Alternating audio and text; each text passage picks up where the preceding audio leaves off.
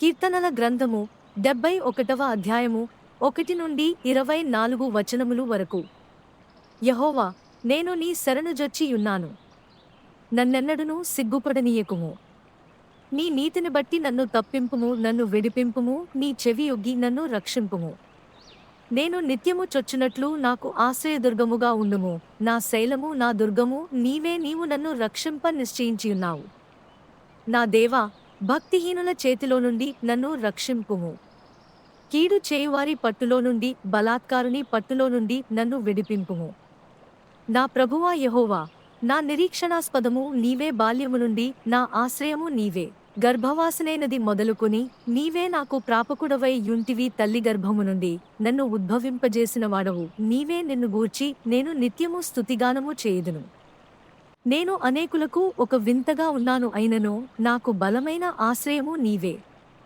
నీ కీర్తితోనూ నీ ప్రభావవర్ణతోనూ దినమంతయు నా నోరు నిండియున్నది. వృద్ధాప్యమందు నన్ను విడనాడకుము. నా బలము క్షీణించినప్పుడు నన్ను విడువకుము. నా శత్రువులు నన్ను గూర్చి మాటలాడుకొనుచున్నారు. నా ప్రాణము కొరకు పొంచియున్నవారు కూడి ఆలోచన చేయుచున్నారు. దేవుడు వానిని విడిచెను, తప్పించువారెవరునూ లేరు. వానిని తరిమి పట్టుకొనుడి అని వారనుకొనుచున్నారు. దేవా, నాకు దూరముగా ఉండకుము. నా దేవా, నా సహాయమునకు త్వరపడి రమ్ము. నా ప్రాణ విరోధులు సిగ్గుపడి నశించుదురుగాక. నాకు కీడుచేయ జూచువారు నిందపాలై మానభంగము నొందుదురుగాక. నేను ఎల్లప్పుడూ నిరీక్షింతును. నేను మరి ఎక్కువగా నిన్ను కీర్తింతును. నీ నీతిని, నీ రక్షణను నా నోరు దినమెల్ల వివరించును. అవి నాకు ఎన్నశక్యము కావు. ప్రభువైన యెహోవా యొక్క బలవత్కార్యములను బట్టి నేను వర్ణింప మొదలు పెట్టెదను. నీ నీతిని మాత్రమే నేను వర్ణించెదను. దేవా, బాల్యము నుండి నీవు నాకు బోధించుచు వచ్చితివి. ఇంతవరకు నీ ఆశ్చర్యకార్యములు నేను తెలుపుచునే వచ్చితిని. దేవా, వచ్చుతరమునకు నీ బాహుబలమును గూర్చియు పుట్టబోవారికందరికీ నీ శౌర్యమును గూర్చియు నేను తెలియజెప్పునట్లు తల నెరసి వృద్ధునయుండు వరకు నన్ను విడువకుము. దేవా, నీ నీతి మహాకాశమంత ఉన్నతమైనది. గొప్ప కార్యములు చేసిన దేవా, నీతో సాటియైన వాడెవడు? అనేకమైన కఠిన బాధలను మాకు కలుగజేసినవాడా, నీవు మరల మమ్ము బ్రతికించెదవు. భూమి యొక్క అగాధ స్థలములలో నుండి నీవు మరల మమ్ము లేవనెత్తెదవు. నా గొప్పతనమును వృద్ధి చేయుము. నా తట్టు మరలి నాకు నెమ్మది కలుగజేయుము.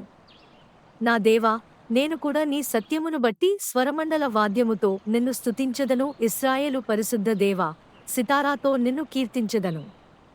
నేను నిన్ను కీర్తించునప్పుడు నా పెదవులను నీవు విమోచించిన నా ప్రాణమును నిన్ను గూర్చి ఉత్సాహధ్వని చేయును. నాకు కీడు చేయజూచువారు సిగ్గుపడియున్నారు.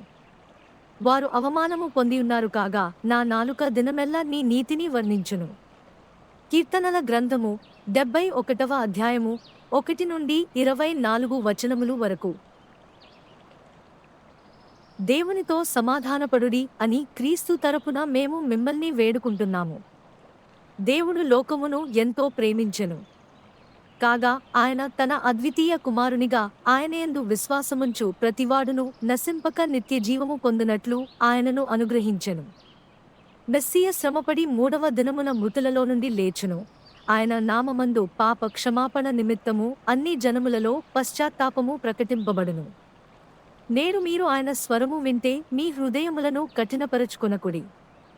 ఇప్పుడు దేవుని కృప సమయము, ఇప్పుడే రక్షణ దినము. అయ్యా, రక్షణ పొందాలంటే నేను ఏమి చేయాలి? ప్రభువైన యేసుక్రీస్తునందు విశ్వాసముంచుము.